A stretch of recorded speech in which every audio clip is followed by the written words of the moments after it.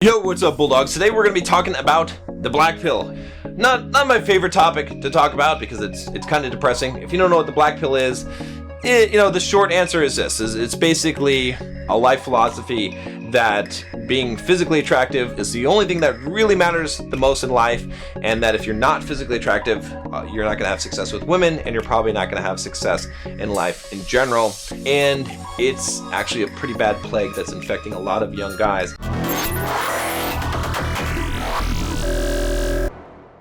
If you guys are just joining me for the first time, I'm John from BulldogMindset.com. On this channel, I teach you how to be a man. I teach you how to build financial independence, how to get the physique you want, how to get the girls you want, and how to go from the victim mindset to the Bulldog mindset. If that sounds like something you are remotely interested in, or you just want to hang around to, make fun of the unrealistic red-pilled guy, click the subscribe button, click the bell so you get notifications, and if you've been here for a while and you want to support the channel, click the like button, because that will hopefully bring more people to the channel, and we can spread the message of hope to the world instead of the dreary one of the black pill. Also, if you haven't already, take the Bulldog quiz, see what your Bulldog score is. There's a link up here in the cards, also in the description below.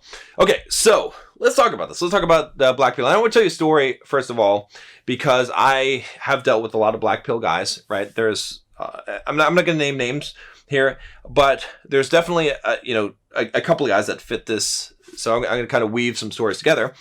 But recently I talked to this guy, and he sent me some pictures of himself, and he was a self-professed black pill guy. And when I looked at his pictures, it was kind of interesting because I was like, this guy's actually pretty attractive. Like he's he could lose some weight, whatever, but a fairly good looking guy. And he's convinced in his mind that people hate him because he's ugly, which is just so bizarre. And this kid, he's like 21 years old. And it's amazing because, he is at a point in his life where he basically, at some point, had considered killing himself, okay? Because of this idea, because he thinks that he's not attractive enough, that he thinks that his life is ruined.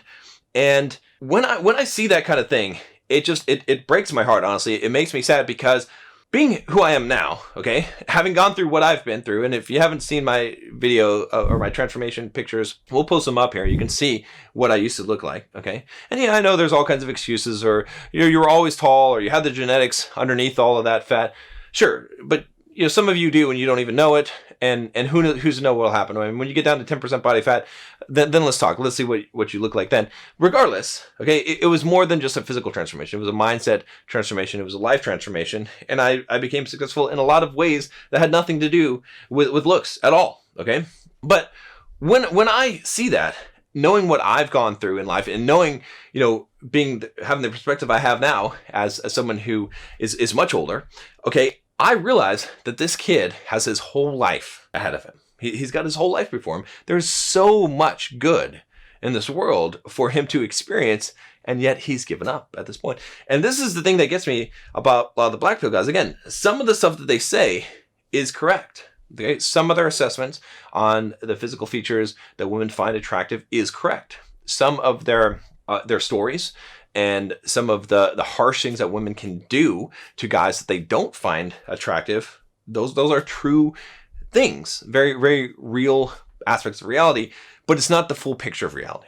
And a lot of it ends up becoming self-imposed. So again, I tell you a story about another guy, all right, who was just telling me about how he went out with some friends, some coworkers, and he told me this whole story about how they basically rejected him and treated him poorly. And when he told it to me, I didn't see any of that. I just saw people just behaving like normal people, and maybe they didn't necessarily like the guy, but they weren't going out of their way to dislike the guy. But he attributed it to, him being not good looking or whatever it was.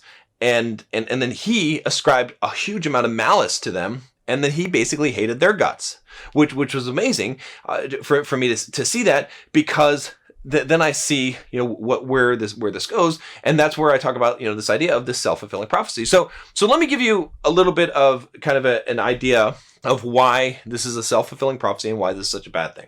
Think of it this way. All right. So one really important concept to understand in life, in fact, this comes from psychological experiments. What they found is that our brain does not have enough capacity to process all the data that we receive. All right. So we are receiving so many billions of bits of data, everything that's coming into our eyes, that we're hearing, that we're smelling, that we're tasting, that we're feeling, that our brain has to like process only a small portion of that. And so what has to happen is that we have to believe most of what we're seeing and experiencing in life, right? And hearing. So when people tell us, or they project an image of themselves, we generally believe what they're telling us. Now, yes, things can be very contrary to our own perceptions and our own calculation and processing of that. But in general, what people project outward, we believe about them in general. Okay. So if you believe that you are a worthless person, that you're ugly, that people don't like you off rip, and that you don't like people, if you believe that, then what's most likely to happen is that when people interact with you, they're going to pick up what you're laying down, and they are going to assume that about you, right? They're going to assume all these things about you because you're projecting it out. Now you might say, well, John, I'm not really projecting it out. I'm trying to be nice to people. I'm trying to talk to them. I'm trying to talk to this girl, and I'm trying to have a positive attitude, but they respond negatively to me. And the truth of the matter is, at a surface level, you're doing that, like you're acting this part, but deep down inside, okay, if you've got this kind of black pill philosophy, you think you're not worthy, you think you're ugly, you kind of have animosity towards people. You're like, oh, this girl's a bitch, whatever, she thinks she's hot shit, these guys think they're hot shit. And so at a surface level, yes, you're playing this part, but deep down, you don't believe it. And so what's happening is that what's deep down is coming out and is projecting outward. And that's why people are reacting the way that you expect them to react to you. Okay. But the same works the other way, right? So, I'll take myself as an example, because I've been on both sides of it. Okay. I spent a good amount of time where I thought that people didn't like me. All right. And I would go to parties, I would go and I would get rejected, and I would feel that, and I would take that extremely personally. And I would use that as a confirmation of my world viewpoint that I'm ugly and people don't like me. Whatever it is, okay? And I would hate those people because of that, all right? I would envy them. I would hate them. I would want to just live a normal life. And I would be really upset about that, to the point where I would actually try to do harm to myself in order to get pity from people. It's hard for me to admit this, so they could see my pain and understand me, all right? Which never worked. They seemed indifferent to it, or they reacted in a negative way to that, which self fulfilled that prophecy even further and put me downward, deeper into that spiral. Okay. But I changed, right? As my mindset changed, as I started rejecting this philosophy, as I started taking responsibility for my life and realizing that I'm in control of my emotions, I'm controlling about how people perceive me, and that my opinion of myself is more important than other people anyway, things started to change, right? So now when I talk to people, I assume that people will like me. I assume that people will want to hear what I have to say, and that I'm a genuinely fun and awesome guy to be around. And because of that, I get that reaction. I get most people, not all people, but most people are going to like me. And when someone doesn't like me, I just reinterpret that. I just misinterpret because I have the frame of mind of saying, how could you possibly not like me? I think it's ridiculous when someone doesn't like me. When they act in a negative way towards me, I think that they must be just joking, because that's ridiculous. How could that possibly be?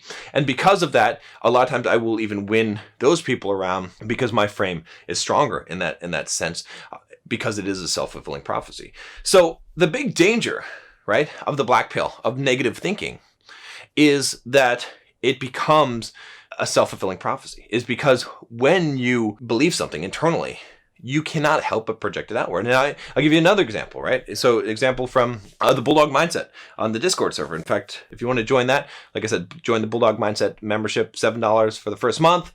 You can find a really good group of guys that are working to improve themselves. I've got a live Q&A in there. I've got a ton of lessons there, but go check it out if you haven't already. But in the Discord server, one of the guys was asking about talking to women, and I listened to some of the approaches that he had done because he recorded them. And it was very clear that what he was missing was a sexual element of it, right? And so he's like, why, like, how do I talk to women in a sexual way? How do I start making sexual conversations? And I was like, wait a minute. Like, you don't need to do that. You can have a normal conversation to some degree. I mean, obviously it should be playful and fun, right? I've talked about this before, but you need to bring an element to it of sexuality from the underlying message, right? So what are you thinking in your head, right? At this, it's pretty apparent. A lot of guys, or this guy potentially was thinking in his head, I really hope she likes me.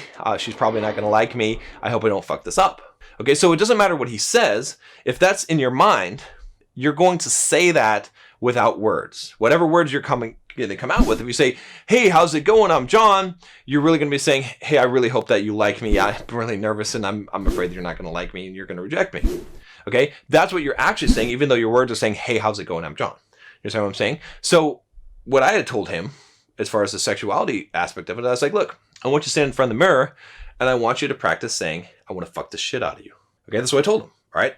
And then I said, and then I want you to practice saying, I really like that dress you're wearing, but I want you to say, I really like that dress you're wearing while saying, I want to fuck the shit out of you. So more like, I really like that dress you're wearing.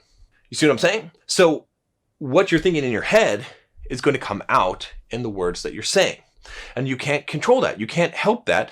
And this is where congruency comes in place. This is where a lot of guys that profess the black pill type of philosophy, they say, oh yeah, just have confidence. Just take a shower and just use some aphrodisiac soap or whatever it is, or a pheromone soap, okay? And they try to make fun of this because they're like, well, how can you tell a guy to just have confidence if he doesn't have confidence? And they're right. They're right in that aspect of it. And so you have to build the confidence first. And the confidence comes from not giving a fuck what other people think. It comes from having a true inner worth of yourself, which is the opposite of the black pill. See, the black pill is totally focused on creating your value in the world, or having your value in the world being based on what other people think about you, whether you're attractive or not, whether you're a cool guy or not, whether you're a Chad or whatever it is. Okay. And if your sense of worth is based on external things, an external validation, and you're constantly comparing yourself based on that, then you can't have confidence. It can't come from inside, so it's incongruent. But if you can start to develop yourself, if you can start to focus on what you can control in your life and start to value your own opinion and judgment of yourself above others and not really even give a fuck if you're ugly. So what? I don't care if people think I'm ugly. I think I'm the shit. I think I'm fucking awesome. When I stand in the mirror and I flex, I'm like, damn, John, you're a fucking stud, man. It doesn't have to be true, okay? But it's true for me because I honestly believe it, right?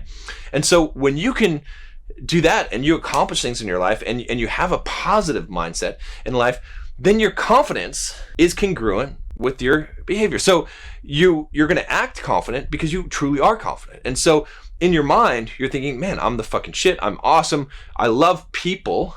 I love all these people. I love that I'm here. I love this earth. I love all the opportunity that exists. My life is great. It couldn't be more fucking wonderful. Possibly. It couldn't be.